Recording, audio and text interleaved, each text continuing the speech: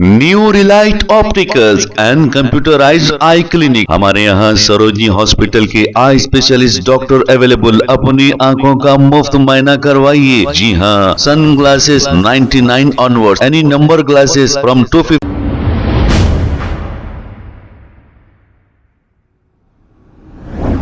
अस्सलाम वालेकुम नाजरीन, 7H न्यूज सच को रखे आपके आगे। हुसैनी आलम पुलिस स्टेशन हुदूद के इलाके में बताया जा रहा है, एक पुलिस कांस्टेबल ने अपनी ही गन से 2 राउंड फायर करते हुए खुद को मार लिया और खुदकुशी कर ली।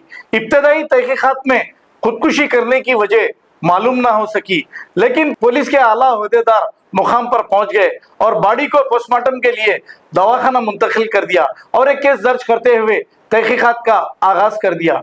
आइए देखते हैं ये रिपोर्ट।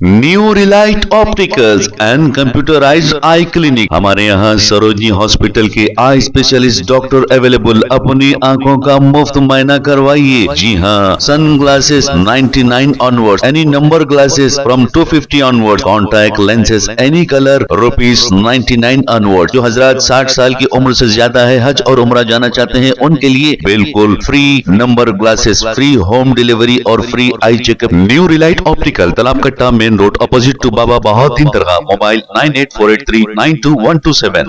खबर है शहर की, खबर है गाँव की, खबर है सारी दुनिया की। 7H न्यूज पसंद आए तो लाइक कीजिए, शेयर कीजिए और सब्सक्राइब करना ना भूले। 7H news.